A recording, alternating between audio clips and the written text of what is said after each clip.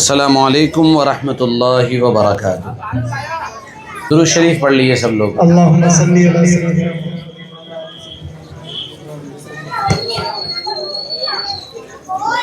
الحمد للہ کفا وسلام علی عبادہ الذین اصطفى، اما بعد، اعوذ باللہ من الشیطان الرجیم، بسم اللہ الرحمن الرحیم۔ ان کل من فی السماوات والارض الا آتی الرحمن عبدا، وقال تعالی وما ارسلناک الا رحمة للعالمین، صدق اللہ العظیم۔ وقال رسول اللہ صلی اللہ علیہ وعلى آلہ واصحابہ وسلم من خاف ادلج ومن ادلج بلغ المنزل، الا ان سلعة اللہ الغالیہ، الا ان سلعة اللہ الجنہ، او کما قال صلی اللہ علیہ وسلم۔ اللہم صل علی سیدنا مولانا محمد وعلی آل سیدنا مولانا محمد وبارک وسلم۔ اللہم صل علی سیدنا مولانا محمد وعلی آل سیدنا مولانا محمد وبارک وسلم۔ یا رب صل وسلم دائما نبدا علی حبیبک خیر الخلق کلہم۔ اسٹیج پہ موجود قابل قدر علماء کرام، عزیز نوجوانوں، پیارے بچوں اور پردہ نشین ماؤں بہنوں، اگر انسان کو دوا کھانے کے بعد فائدہ نہ ہو تو یہ کہا جاتا ہے کہ دوا کا اثر نہیں ہوا۔ اگر درد ہو رہا ہے اور آپ نے انجیکشن لگوایا اور انجیکشن لگوانے کے بعد آپ کو اس انجیکشن سے کوئی فائدہ محسوس نہیں ہوا، یعنی درد ختم نہیں ہوا، تو آپ یہ کہتے ہیں کہ انجیکشن نے اپنا کام نہیں کیا۔ بالکل اسی طرح اگر انسان کے سامنے دینی بات کی جائے، اللہ اور اس کے رسول صلی اللہ علیہ وسلم کا پیغام پہنچایا جائے اور وہ پیغام اس کے اوپر اثر نہ کرے، تو اس کا مطلب یہ ہے کہ یا تو بات کرنے والے کی بات میں اثر نہیں ہے یا پھر سننے والا اثر لینے کو تیار نہیں ہے۔ دنیا میں اللہ تعالیٰ نے اس امت کی رہنمائی کے لیے انبیاء علیہم السلام کا سلسلہ جاری فرمایا۔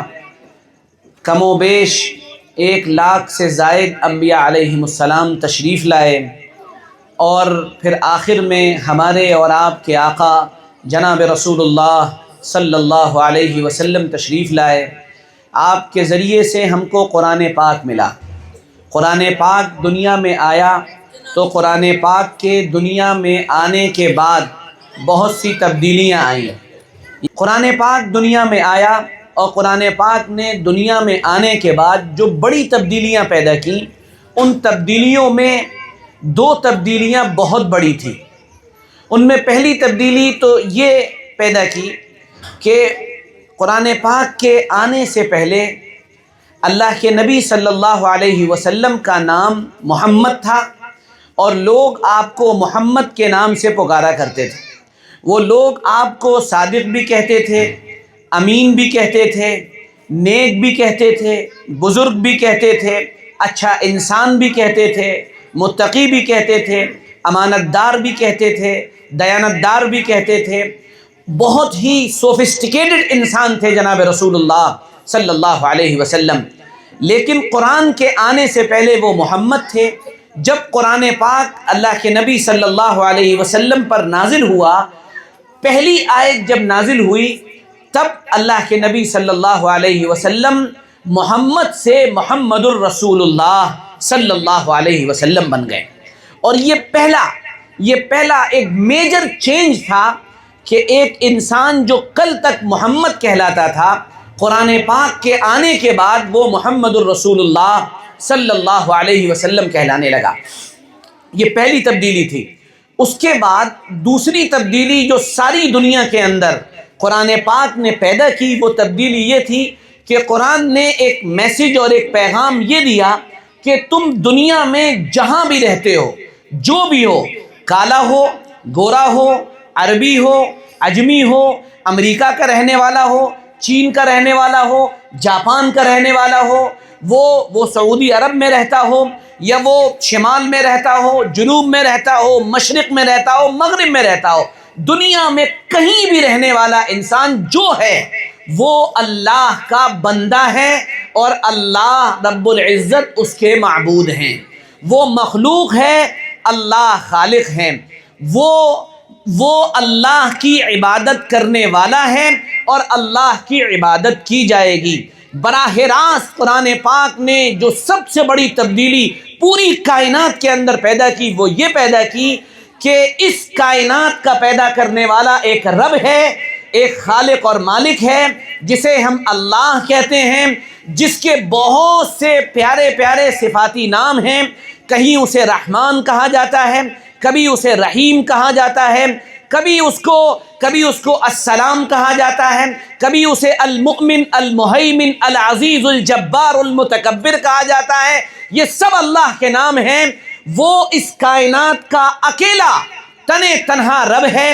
عزت اس کے اختیار میں، ذلت وہ دیتا ہے، بادشاہتوں پر وہ بٹھاتا ہے، نیچے وہ گرا دیتا ہے، یہ جلا دیا وہ بجھا دیا، یہ تو کام ہے کسی اور کا۔ نہ ہوا کے کوئی خلاف ہے، نہ ہوا کسی کے خلاف ہے۔ قل اللہم مالک الملک تؤتی الملک من تشاء وتنزع الملک ممن تشاء۔ عزت ذلت اللہ کے اختیار میں ہے۔ وتعز من تشاء وتذل من تشاء۔ اور عزت دینا یہ بھی اس کا کام ہے، ذلت دینا یہ بھی اس کا کام ہے۔ بیدک الخیر، سارا کا سارا خیر اللہ کے اختیار میں ہے۔ جو چیز ہمیں غلط نظر آ رہی ہے وہ بھی بظاہر غلط نظر آ رہی ہے، لیکن خیر اس کے اندر بھی موجود ہے۔ وہ ہمیں بعد میں سمجھ میں آئے گا کہ اس کے اندر خیر کیا ہے۔ یہ پہلا میجر ڈیفرنس ساری دنیا کے اندر پیدا کیا۔ دنیا میں بتوں کی پوجا ہوتی تھی، آسمان کی پوجا ہوتی تھی، زمین کی پوجا ہوتی تھی، سورج کی پوجا ہوتی تھی۔ ان سب چیزوں کو نکارا گیا اور اعلان کیا گیا ان ربکم اللہ الذی خلق السماوات والارض۔ رب تمہارا اللہ ہے، زمین کو اس نے پیدا کیا، آسمان کو اس نے پیدا کیا۔ نہ آسمان کی عبادت، نہ زمین کی عبادت، نہ ستاروں کی عبادت، نہ سیاروں کی عبادت۔ والشمس تجری لمستقر لها ذلك تقدیر العزیز العلیم۔ یہ سورج جو تمہیں نظر آتا ہے اس کا ایک آربٹ بنا ہوا ہے، یہ اس کے اندر گھومتا ہے اور پوری طاقت اور قوت کے ساتھ اللہ نے اس کو چلا رکھا ہے۔ یہ کبھی ادھر ادھر نہیں جائے گا۔ آج کی تاریخ میں 6:16 پر اگر سورج ڈوب رہا ہے، اگلے سال 14 فروری کو یا 15 فروری کو اسی وقت ڈوبے گا۔ آج جس وقت سورج نکلا ہے اگلے سال نہیں 100 سال بعد تک اسی وقت سورج نکلے گا۔ یہ اللہ نے دنیا کو سمجھایا اور بتایا، اور یہ ساری باتیں انسانوں کے لیے پریکٹیکل سامنے آنی چاہیے تھیں، یعنی ان کو زندگی کیسے گزاریں یہ سمجھ میں آنا چاہیے۔ اس لیے اللہ رب العزت نے محمد الرسول اللہ صلی اللہ علیہ وسلم کو باقاعدہ مبعوث فرمایا اور ان کے ذریعے سے کچھ چیزیں بتائیں۔ اور وہ چیزیں کیا بتائیں؟ بنیادی طور پر اللہ کے نبی صلی اللہ علیہ وسلم کے 2 پیغامات ہیں۔ نمبر 1، پہلا پیغام یہ ہے اپنا عقیدہ درست کرو۔ دوسرا پیغام یہ ہے کہ عقیدے کے ساتھ اخلاق درست کرو۔ عقیدہ درست ہوگا تو عبادت صحیح ہوگی، عقیدہ غلط ہوگا تو عبادت کا رخ بدل جائے گا۔ عقیدہ بگڑا تو زمین کو ماتا ماننا شروع کر دیا، عقیدہ بگڑا تو سورج کو نمسکار کرنا شروع کر دیا، عقیدہ بگڑا تو سمندر کو قابل احترام سمجھنا شروع کر دیا، عقیدہ بگڑا تو انہوں نے گوبر کی پوجا شروع کر دی۔ کیا کچھ دنیا کے اندر نہیں ہو رہا ہے؟ یہ ساری چیزیں دنیا کے اندر ہو رہی ہیں اور ہم اپنی آنکھوں سے دیکھ رہے ہیں۔ محمد الرسول اللہ صلی اللہ علیہ وسلم کا پہلا پیغام یہ تھا، من قال لا الہ الا اللہ دخل الجنہ۔ لا الہ الا اللہ پہ آؤ، اللہ کے علاوہ کوئی معبود نہیں، اللہ کے علاوہ کوئی عبادت کے لائق نہیں، کرنے والی ذات تنہا اللہ کی ہے، وہی سب کچھ کرتا ہے، اس پر آؤ۔ ساری دنیا کو یہ میسج اور یہ پیغام اللہ رب العزت کے پیارے نبی محمد الرسول اللہ صلی اللہ علیہ وسلم نے دیا۔ پھر یہ پیغام ان تک نہیں رکا، یہ پیغام دھیرے دھیرے آگے بڑھا اور اللہ کے نبی صلی اللہ علیہ وسلم کے پیارے صحابہ نے اور لوگوں نے اس پیغام کو آگے پہنچایا۔ اور پوری انسانیت کے لیے فکر ایک ہی تھی کہ ساری انسانیت اللہ سے جڑ جائے۔ حضرت عمر رضی اللہ عنہ، آپ نے بار بار نام سنا ہوگا، وہ مسجد میں نماز پڑھاتے تھے، ایک نوجوان نماز پڑھتا تھا، وہ روزانہ نماز پڑھ کے فجر کی نماز میں ضرور آتا تھا۔ ہماری تو فجر کی نماز کا ہی پتہ نہیں رہتا، پانچوں نمازوں کا ہی پتہ نہیں رہتا۔ وہ فجر کی نماز پڑھ کر حضرت عمر کے دروازے پر بیٹھتا تھا، دروازہ کھٹکھٹاتا تھا۔ ایک دن حضرت عمر نکلے اور پوچھا کیا بات ہے، کیوں پریشان ہو؟ کہنے جی کچھ دے دیجیے، کچھ ہے نہیں، کچھ دے دیجیے۔ ہمارے نوجوانوں میں بہت سے لوگوں کے اندر مانگنے کا مزاج پیدا ہو جاتا ہے، یہ غیرت کے خلاف ہے۔ شیر مانگا نہیں کرتے ہیں، شیر شکار کیا کرتے ہیں۔ شیر دوسرے کے سامنے ہاتھ نہیں پھیلاتے ہیں، وہ بھوکا مر جائے گا لیکن دوسروں کے سامنے ہاتھ نہیں پھیلائے گا۔ عزیز نوجوانوں، غیرت مند بنو اور اپنی محنت اور کوشش سے کماؤ، حلال کماؤ، پاک کماؤ، اس کی الگ برکتیں۔ خیر بہرحال وہ نوجوان بیٹھا، حضرت عمر نے کچھ دے دیا، پھر وہ اگلے دن آیا۔ کچھ لوگوں کو عادت ہی پڑ جاتی ہے، اس نے کہا پھر دیجئے، پھر لاؤ۔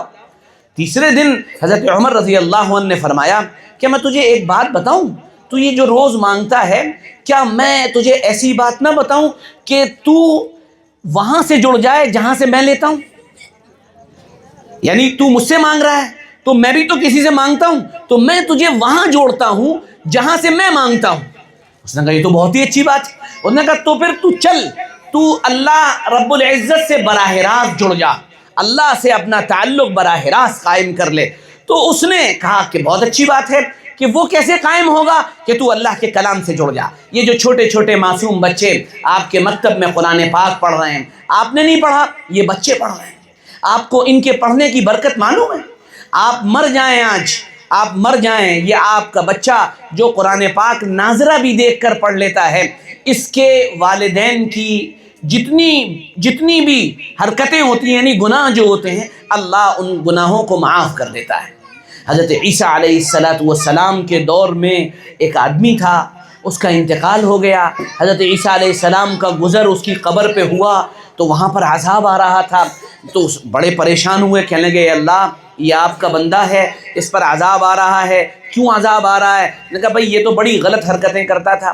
اگلے دن گزر ہوا تو دیکھا حضرت عیسیٰ علیہ السلام نے کہ اس کی قبر پر اللہ کی رحمتیں نازل ہو رہی، وہ بڑے پریشان، پانی دو۔ تو اس نے کہا کہ اب کیا ہوا؟ کل تو قبر میں عذاب تھا اور آج جو ہے قبر پر رحمتیں نازل ہو رہی ہیں۔ تو اللہ تعالیٰ کی طرف سے جواب آیا، عذاب اس لیے تھا کہ یہ گنہگار تھا، اب رحمتیں اس لیے نازل ہو رہی ہیں کہ اس کا بچہ مکتب میں بیٹھا ہے اور آج اس نے حافظ صاحب سے بسم اللہ الرحمن الرحیم پہلی مرتبہ پڑھا ہے۔ اس بسم اللہ کی برکت سے اللہ نے اس کے باپ کے عذاب کو ختم کر دیا ہے۔ تو جتنے لوگ یہاں بیٹھے ہیں، جن کے چھوٹے بھائی بہن چھوٹے بچے ہیں، وہ سب ہمارے اس مکتب میں داخلہ کرائیں اور اپنے بچوں کو قرآن پاک کی تعلیم دیں۔ اس کا فائدہ یہ ہوگا کہ اللہ رب العزت گناہوں کو معاف کر دے گا انشاءاللہ۔ بہرحال یہ بیچ کی بات تھی، اب آگے چلتے ہیں۔ تو وہ حضرت عمر رضی اللہ عنہ نے اس نوجوان سے کہا کہ چلو تم کو میں ایسی جگہ جوڑتا ہوں کہ تم براہ راست لینے لگو گے، کہ وہ کیا؟ کہ وہ قرآن پاک ہے، قرآن پاک پڑھنا شروع کرو۔ اس نے کہا یہاں سے ملے گا؟ کہا یہاں سے تو میں لیتا ہوں اور تو مجھ سے لیتا ہے، تجھے یہاں سے ملے گا۔ کئی دن ہو گئے، وہ غائب رہا، وہ نظر نہیں آیا۔ حضرت عمر رضی اللہ عنہ نے پوچھا وہ نوجوان نظر نہیں آ رہا، کہاں چلا گیا؟ وہ روز میرے پاس آتا تھا۔ تو لوگوں نے کہا کہ حضرت وہ تو ایک الگ دنیا میں چلا گیا۔ کہا کیا ہوا؟ کہ وہ اب مسجد میں ایک کونے میں بیٹھ کر اللہ کے کلام کو لگاتار پڑھتا رہتا ہے، لگاتار پڑھتا رہتا ہے۔ حضرت عمر رضی اللہ عنہ اس کے پاس پہنچے اور کہنے لگے او نوجوان تم ملنے نہیں آتے ہو میرے پاس، تم میرے پاس اب ملاقات کے لیے نہیں آتے ہو؟ تو اس نے جواب دیا کہ میں آپ کے پاس لینے آتا تھا، جب میں آپ کے پاس مانگنے آتا تھا تو آپ نے مجھے وہ در دکھایا، وہ گھر دکھایا، وہ مانگنے کی جگہ دکھائی جہاں سے آپ کو ملتا ہے، تو میں پھر اسی کام میں لگ گیا۔ اب اللہ کا شکر ہے میرے پاس کوئی کمی نہیں ہے۔ یہ تعویذ لینے جاتے ہو، یہ جو برکت کی دعائیں پڑھنے کے لیے اور بزرگوں کو لاتے ہو، دعائیں کراتے ہو، کراؤ، لیکن براہ راست اللہ سے جڑنے کا راستہ قرآن پاک ہے۔ خود قرآن پڑھو اور اپنے بچوں کو پڑھاؤ، یہ بڑی بنیادی بات ہے۔ بہرحال میں عرض یہ کر رہا تھا کہ کہ اللہ کے نبی صلی اللہ علیہ وسلم نے یہ محنت کی کہ لوگوں کے عقائد صحیح ہوں، اور نمبر 2 یہ محنت کی کہ اخلاق صحیح ہوں۔ عقائد کے لیے محنت یہ کی، لا الہ الا اللہ کی دعوت دی۔ سارے ولیوں کا کام، نبیوں کا کام، سارے اولیاء اللہ کا کام، سارے نیک لوگوں کا کام، علماء کا کام، سارے محدثین مفسرین کا کام ایک ہی ہے، اور وہ یہ ہے کہ لوگ اللہ سے جڑ جائیں، اور یہ سب کچھ فیض ہے جناب رسول اللہ صلی اللہ علیہ وعلا آلہ وسلم کا۔ علامہ اقبال نے اللہ کے نبی صلی اللہ علیہ وسلم کی شان میں عجیب و غریب بات کہی ہے، آپ کو سمجھ میں آئے گا کہ جتنے اولیاء اللہ ہیں ان کا کیا تعلق ہے جناب رسول اللہ صلی اللہ علیہ وسلم سے۔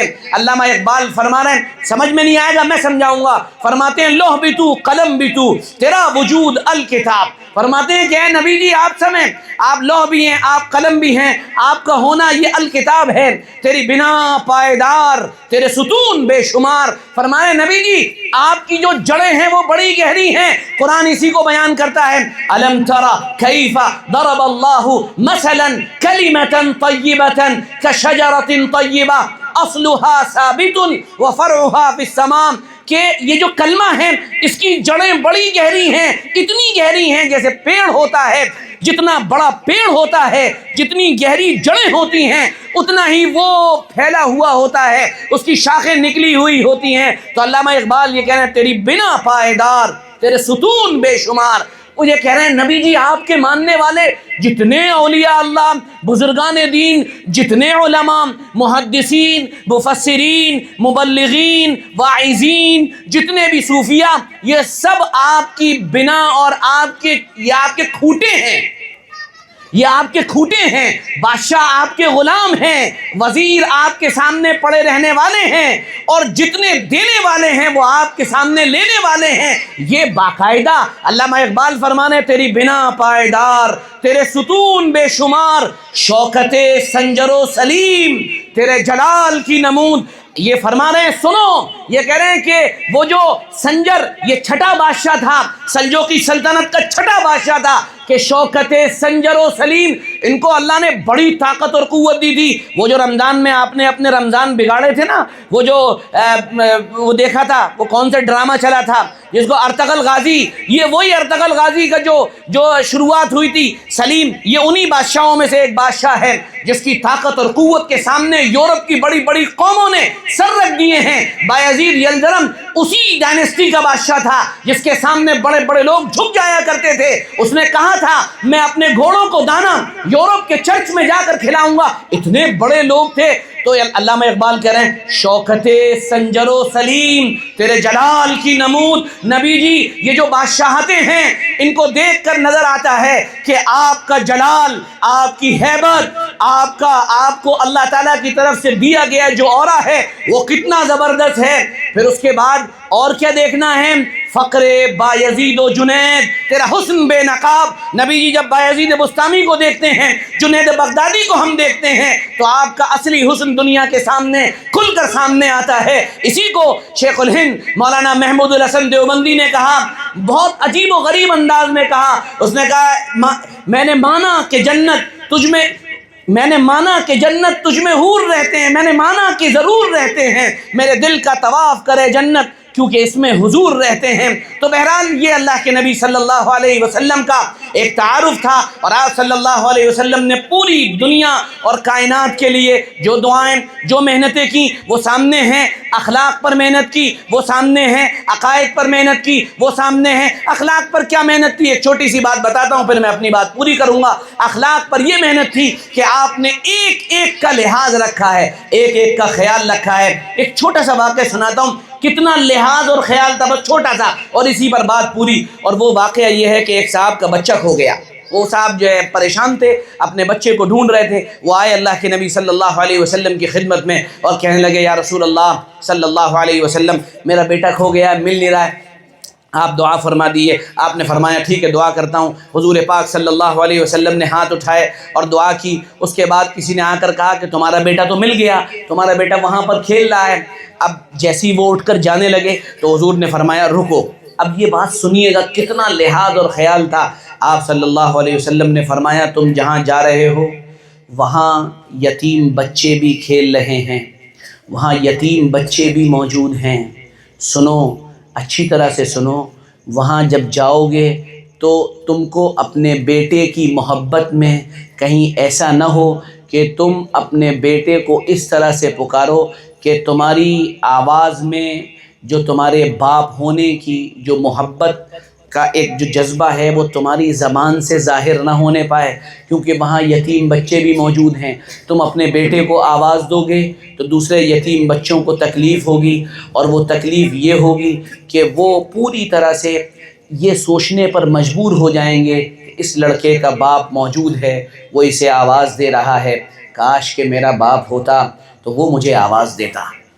میں اپنے کلاس میں بیٹھا ہوا تھا، میں جتنے بھی لوگ وہاں موجود تھے میں ان سے پوچھ رہا تھا کہ بھئی تمہارے ابا کیا کرتے ہیں، تمہارے ابا کیا کرتے ہیں؟ تو ایک سے میں نے سوال کیا، وہ اس کے آنسو جاری ہو گئے، تو میں بڑا گھبرا گیا کہ میں نے غلط سوال کر لیا۔ تو پڑوس والے نے بتایا کہ اس کے باپ کا انتقال ہو گیا ہے، اس کے باپ کا انتقال ہو گیا ہے۔ اب آپ اندازہ کر سکتے ہیں کہ جس نبی کو اتنا لحاظ ہو کہ تمہاری زبان سے نکلی ہوئی بات سے بھی کسی کو تکلیف نہ ہونی چاہیے، وہ ہم کو کبھی اس بات کی تعلیم نہیں دے سکتے کہ ہم آپس میں لڑیں، ہم آپس میں ایک دوسرے سے جھگڑیں، ایک دوسرے کو گالی گلوچ کے ساتھ مخاطب کریں، ایک دوسرے سے اس طرح سے لڑیں کہ مقدمے ہمارے تھانوں میں شکایتیں پہنچے اور مقدمے ہو جائیں۔ اس طرح کی چیزوں سے اپنے آپ کو بچانے کی ضرورت ہے۔ کامیابی صرف اسی میں ہے کہ ہم اپنے عقائد کو درست کریں اور جناب رسول اللہ صلی اللہ علیہ وسلم کی غلامی میں آ جائیں۔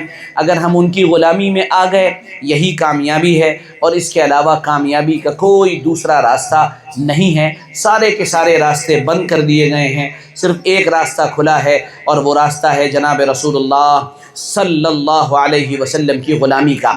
ایک واقعہ سیدنا حسین کا یاد آ گیا، میں نے ابھی پرسوں بھی سنایا تھا، وہ بھی بڑا عجیب و غریب اور انسپائرنگ ٹائپ کا واقعہ ہے، اس نے بالکل اندر سے ہلا کر رکھ دیا۔ وہ واقعہ کیا ہے؟ چھوٹا سا واقعہ ہے، اسی پر بات پوری کریں گے۔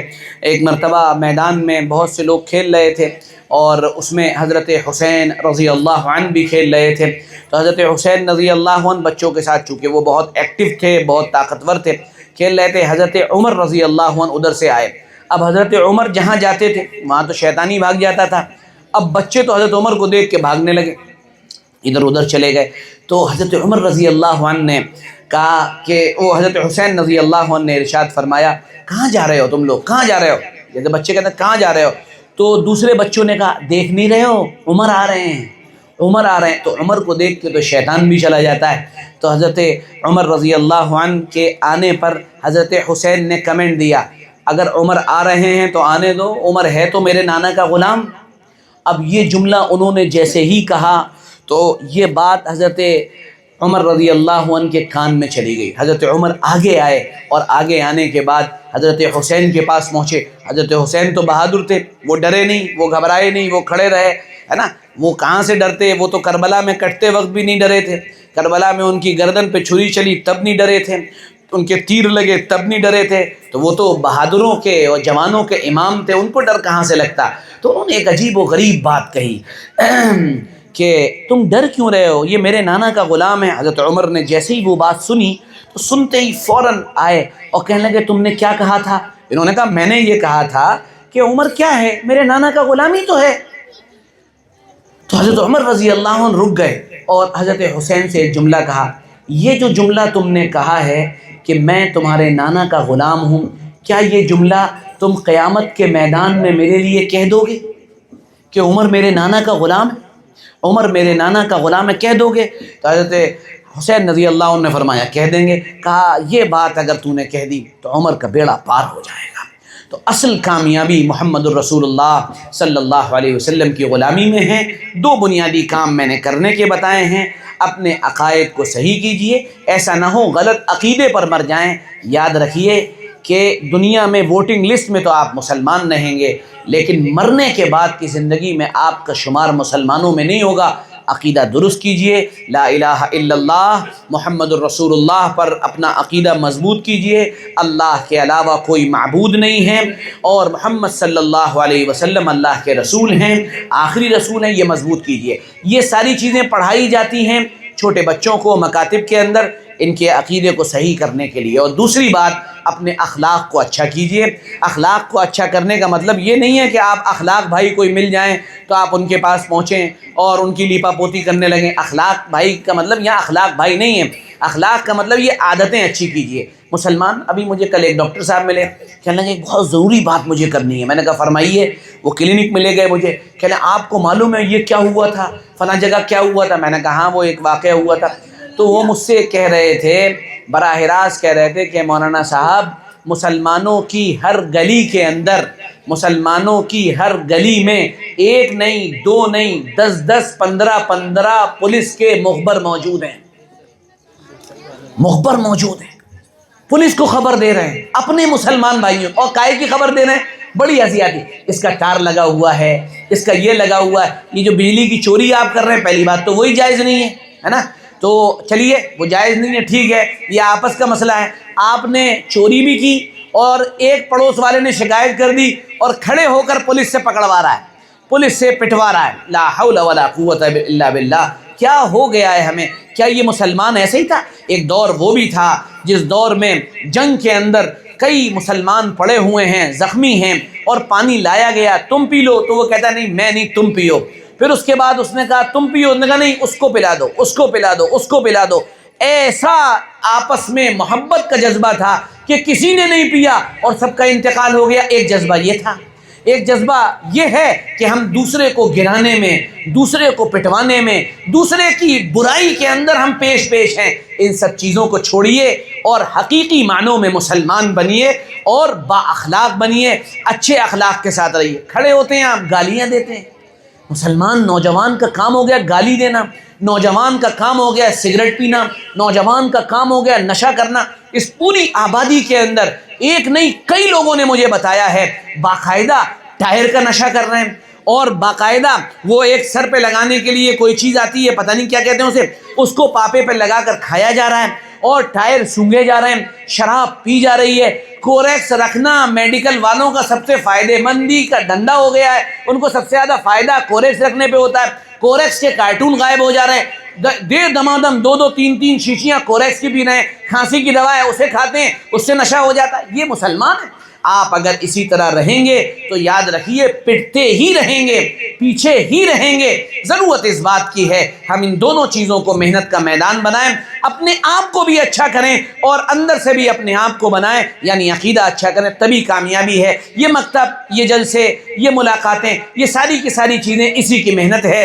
اگر ہماری زندگی میں اللہ کے نبی صلی اللہ علیہ وسلم کا صحیح پورا کا پورا عکس نہیں آیا تو یقین جانیے ہم ناکام ہو گئے۔ محمد الرسول اللہ کی غلامی ہی ہمارے لیے نجات کا ذریعہ ہے۔ مجھے خواجہ معین الدین چشتی رحمۃ اللہ علیہ کی وہ بات یاد آ گئی کہ وضو فرما رہے ہیں، نام لیتے رہتے ہیں ہمارے خواجہ صاحب، جا کہاں رہے ہیں خواجہ صاحب کے پاس، جا کہاں رہے ہیں اجمیر، یہ نام لیتے، صرف نام لینا ہمارا کام رہ گیا ہے۔ ان کی عملی زندگی کیسی تھی یہ کوسوں دور ہیں ہم اس سے، سینکڑوں میل کا فاصلہ ہے ان میں اور ہمارے درمیان۔ جتنا اجمیر سے فیروز آباد دور ہے اتنا ہی ہماری زندگی ان سے دور ہے۔ کیا زندگی تھی خواجہ معین الدین چشتی رحمۃ اللہ علیہ کی! اللہ اکبر! دیکھو بات تو ختم ہی ہو رہی تھی، آدھے گھنٹے کی نیت تھی، 27 منٹ ہو گئے، 3 منٹ میں 2 باتیں اور بتا دے رہا ہوں۔ وہ کیا؟ خواجہ معین الدین چشتی رحمۃ اللہ علیہ، اب ذرا سوچو، اندازہ کرو کہ مسجد میں ہیں، ان کے پیر صاحب ہیں ابو عثمان ہارونی، وہ یہ فرماتے ہیں کہ ایک بات سنو، کل جو فجر کی نماز میرے ساتھ پڑھے گا وہ جنت میں جائے گا۔ انہوں نے کہا اچھا؟ اب ہم جیسا کوئی آدمی ہوتا وہ کہتا یار یہ تو موقع بڑا شاندار ہے، اور کہنے لگے سنو دوسری بات، جو اس بات کو کسی دوسرے کو بتائے گا وہ جہنم میں جائے گا۔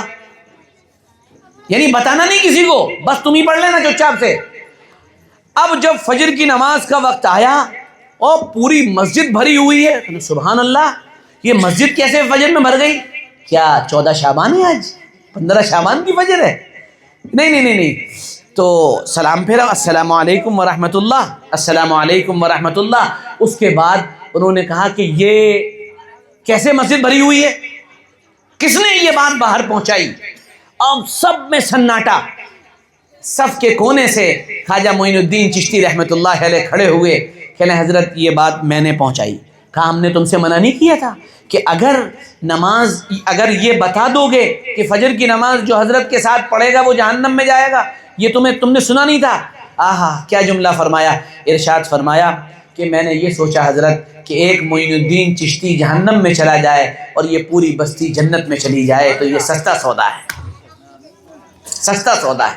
اتنی خیر خواہی خواجہ صاحب کے جو پیر تھے ابو عثمان ہارونی، وہ کھڑے ہوئے اور ہاتھ اٹھایا، کہا معین الدین آ جاؤ، گلے لگایا اور فرمایا کہ جاؤ، ہم یہ سوچ رہے تھے کہ ہندوستان کسے بھیجا جائے، اب تم جاؤ، اللہ تعالیٰ نے تمہارا انتخاب کیا ہے، میرے دل میں یہ بات آئی ہے کہ تم ہندوستان جاؤ اور وہاں جا کر کام کرو۔ اب یہ چلے، انہوں نے کہا بھائی ٹھیک ہے، انہوں نے کہا پہلے ایک کام کیا جائے، پہلے حج کرنے چلتے ہیں، حج کر کے واپس جائیں گے۔ اب یہ حج کرنے چلے گئے، اب وہاں دعا کر رہے ہیں، اے اللہ نہ تو مجھے ہندوستان کی زبان آتی ہے، نہ مجھے ہندی آتی ہے، نہ مجھے اردو آتی، مجھے تو کچھ آتے ہی نہیں ہے، اے اللہ کام کیسے ہوگا؟ سوئے، خواب میں جناب رسول اللہ صلی اللہ علیہ وسلم کی زیارت ہوئی اور فرمایا معین الدین بڑے پریشان ہوں کہ ہاں اللہ کے رسول صلی اللہ علیہ وسلم، پریشانی کی تو وجہ ہے، نہ مجھے ہندی آتی، نہ اردو آتی، میں عربی بولنے والا یا فارسی مجھے آتی ہے، میں جا کے بات کیسے کروں گا؟ جیسے میں آپ کے سامنے فارسی میں بات کرنے لگوں، میں عربی میں بات کرنے لگوں، آپ کہیں گے لو بھائی مولوی صاحب تو پتہ نہیں کیا بول رہے ہیں، ہمیں سمجھ ہی میں نہیں آ رہا ہے۔ کہا پریشان مت ہو، تم کو یہ کہا گیا ہے کہ تم جاؤ، کام ہم لے لیں گے، اللہ کی طرف سے اشارہ یہ، تم جاؤ کام ہم لیں گے۔ اب خواجہ معین الدین چشتی رحمۃ اللہ علیہ یہاں تشریف لائے، یہاں پہنچے، اب درویش آدمی ہیں، کونے میں بیٹھے ہوئے ہیں، اللہ اللہ کر رہے ہیں، لوگ اپنے آپ آنے لگے۔ کونے میں بیٹھنا بھی سیکھو، تھوڑی دیر مسجد میں، تھوڑی دیر گھر پر اکیلے بیٹھا کرو، اللہ کا نام لیا کرو، قرآن پاک پڑھا کرو، ذکر کیا کرو۔ وہ خالق اور مالک جس نے ہمیں اور آپ کو پیدا کیا ہے، کیا وہ اس بات کا مستحق نہیں کہ اس کو یاد کیا جائے؟ جو ہمیں سانسیں دیتا ہے، پانی دیتا ہے، زمین، چاند، سورج، آسمان سب اس نے دیا، سب کچھ اسی کا دیا ہوا ہے۔ ما بکم من نعمت فمن اللہ، جو نعمت ہمیں ملی سب اللہ کی، تو وہ کیا اس کا مستحق نہیں کہ ہم اللہ اللہ کریں؟ اب یہ بیٹھے ہوئے ہیں اللہ اللہ کر رہے ہیں۔ اب وہاں جو اجمیر تھا وہ پرتھوی راج چوہان کا گویا کہ دارالحکومت تھا، کیپٹل تھی، راجدھانی تھی۔ لوگوں نے کہا کہ یہاں ایک درویش آئے ہوئے ہیں، وہ یہیں رہتے ہیں، ان کا نام ہے معین الدین، اور وہ بادشاہ کے نہیں آتے ہیں۔ اب وہ پرتھوی راج چوہان ناراض ہوا، اچھا ہمارے نہیں آئے گا، اس کو بلا کے لاؤ۔ اب خواجہ معین الدین چشتی نے کہا بھائی ہم تو بادشاہوں کے جاتے نہیں ہیں، اور ہمارا نوجوان اور ہمارا جو ہے وہ جو آج کل کا یوا نیتا جو ہے، اس کی سب سے بڑی کیا ہوتی ہے؟ یہ بھاگا بھاگا پھر رہا نیتاؤں کے پیچھے، میری ایک فوٹو سیلفی ہو جائے، لا حول ولا قوت الا باللہ۔ تیرا کیا مقابلہ اس سے؟ تم مسلمان ہو، تم شیر ہو، تم سمجھو تم کیا ہو، تمہیں پتہ ہی نہیں۔ جب تمہیں اپنا پتہ نہیں تو شیر بھی بکریوں کے ساتھ پل گئے، یہ اعمال بد کی ہے پاداش، ورنہ کہیں شیر بھی حل میں جوتے گئے ہیں، حل میں جت رہے ہو شیر، جوتے حل میں جا رہے ہو، اجی ودائن جی ایک فوٹو ہے آپ کے ساتھ، حول ولا قوت الا باللہ العلی العظیم۔ یہ ہمارا حال ہے، اور کہتے ہیں ہم خواجہ معین الدین چشتی کے ماننے والے ہیں۔ یہ خواجہ معین الدین چشتی کے ماننے والے ایسے ہوتے ہیں۔ نے کہا بلاؤ، نے کہا بھائی ہم تو بادشاہوں کے نہیں جاتے ہیں، نے کہا سختی کر کے لایا جائے۔ اب خواجہ معین الدین چشتی رحمۃ اللہ علیہ پہنچ گئے، تم ہمارے یہاں نہیں آتے ہو؟ کہا صاحب ہم تو کہیں جاتے ہی نہیں ہیں، ہم تو کونے میں بیٹھنے والے لوگ ہیں۔ اس نے دو تین سخت باتیں کہیں، اور پھر جب سخت باتیں کہیں تو خواجہ معین الدین چشتی رحمۃ اللہ علیہ کو غصہ آیا، اور پھر خواجہ معین الدین چشتی رحمۃ اللہ علیہ نے ارشاد فرمایا، اور اللہ کا جو ولی ہوتا ہے، اللہ کے نبی صلی اللہ علیہ وسلم نے ارشاد فرمایا، من عاد لی ولیا فقد آذنتہ بالحرب، جو میرے کسی ولی کو چھیڑتا ہے تو پھر اس سے میں لڑنے کے لیے خود آتا ہوں، اللہ خود آتا ہے لڑنے کے لیے۔ اب جیسے ہی انہیں چھیڑا، نے کہا نہیں تمہیں یہ کرنا پڑے گا۔ حضرت خواجہ معین الدین چشتی رحمۃ اللہ علیہ نے فرمایا، میں نے پرتھوی راج چوہان کو زندہ شہاب الدین غوری کے ہاتھ دے دیا۔ یہ جملہ کہا، شہاب الدین غوری تو ابھی ہندوستان آئے ہی نہیں ہے، وہ تو ابھی آنے والا ہے۔ 1191 اور 1191 کی جنگ میں شہاب الدین غوری کو شکست دی پرتھوی راج چوہان نے، وہ واپس گیا، 1192 میں دوبارہ لوٹا، اور لوٹنے کے بعد وہی ترائن کا میدان ہے، اور خواجہ معین الدین چشتی رحمۃ اللہ علیہ کی زبان سے نکلی ہوئی بات سچ ثابت ہوئی، اور شہاب الدین غوری نے پرتھوی راج چوہان کو باقاعدہ پکڑا اور پکڑ کر کے سولی لٹکا دیا۔ ہمارے ایک پنڈت جی تھے، پنڈت جی جو ہے بات ہی نہیں مانتے تھے، تو میں نے کہا کہ شہاب الدین غوری نے پرتھوی راج چوہان کو جو ہے پھانسی دی ہے۔ کہ نہیں یہ غلط بات ہے۔ میں نے غلط بات ہے؟ میں نے کہا تو حضرت شیخ گوگل کے پاس چلیے۔ شیخ گوگل کیا؟ گوگل کو جانتے ہیں؟ حضرت شیخ الکل فی الکل، شیخ الکل فی الکل، سب سے بڑے شیخ کون؟ گوگل۔ جیسی گوگل پہ ڈالا گیا ویسی سامنے اتنا بڑا لکھ کر آیا کہ ہاں Prithvi Raj Chauhan was hang by شہاب الدین غوری ان 1192، یہ بات آ گئی وہاں پر۔ تو بہرحال یہ اللہ کے ولی ہوتے ہیں جن کی زبان سے نکلی ہوئی بات سچ ہو جاتی ہے۔ تو آپ اگر یہ کہتے ہیں کہ میں معین الدین چشتی کا ماننے والا ہوں تو پھر آپ ایک بات سمجھ لیجئے، پھر نماز نہ چھوٹنی چاہیے، ذکر نہ چھوٹنا چاہیے، تلاوت نہ چھوٹنی چاہیے، تہجد نہ چھوٹنی چاہیے، اللہ کی یاد ختم نہ ہونی چاہیے، صدقہ اور خیرات یہ زندگی کا لازمی جز اور حصہ ہونا چاہیے۔ یہ بنیادیں ہیں محمد الرسول اللہ کا غلام بننا۔ یہ معین الدین چشتی رحمۃ اللہ علیہ کے لیے سب سے بڑا اعزاز تھا۔ وہ جو دوسری بات میں نے کہی تھی، وضو فرما رہے ہیں، وضو فرماتے ہوئے ہاتھ میں خلال کرنا بھول گئے، ہاتھ میں خلال نہیں کر پائے، تو کہنے لگے معین الدین تو کہتا یہ ہے کہ تو اللہ کے نبی کا عاشق ہے، تو محمد الرسول اللہ کا غلام ہے، اور وضو کرتے ہوئے تو باقاعدہ اللہ کے نبی صلی اللہ علیہ وسلم کی سنت کو بھول گیا۔ اب تیرے اوپر جرمانہ عائد یہ ہوتا ہے کہ روزانہ 100 رکعت نماز نفل تو اس جرمانے میں پڑھے گا کہ تو نے اللہ کے نبی صلی اللہ علیہ وسلم کی یہ سنت کیوں چھوڑ دی۔ یہاں تو فرضوں کے جنازے نکلے، یہاں تو قرآن پڑھنے کی توفیق نہیں، اللہ کی یاد دور دور تک نہیں، دعا کا موقع نہیں، تلاوت کی عادت نہیں۔ یہ ہمارا اگر مزاج ہے تو یاد رکھیے ہم سب ہیں، ہم سب ہیں، ہم گلو ہیں، پپو ہیں، گڈو ہیں، گلفام ہیں، عرفان ہیں، کچھ بھی ہیں، لیکن ہم محمد الرسول اللہ صلی اللہ علیہ وسلم کے غلام نہیں ہیں۔ غلامی یہی ہے کہ ہم جھک جائیں اور آ جائیں، یہی ہماری محنت ہے کہ ہمارے عقائد صحیح ہوں اور ہمارے اخلاق صحیح ہوں۔ عقائد کے بارے میں میں نے بتایا اور اخلاق کے بارے میں نے آپ کے سامنے چند باتیں عرض کی۔ اللہ تعالیٰ اپنے کرم سے ہمارے عقائد کی بھی اصلاح فرما دے، اور اپنے کرم سے، اپنے فضل سے اللہ تعالیٰ ہمارے اخلاق بھی اچھے فرما دے، اور اللہ تعالیٰ اپنے کرم سے، اپنے فضل سے کل قیامت کے میدان میں محمد الرسول اللہ صلی اللہ علیہ وسلم کا غلام بنا کر مجھے بھی اور آپ کو بھی اٹھائے، اور ان کے ہاتھ سے جام کوثر نصیب فرمائیں، ان کی شفاعت نصیب فرمائیں۔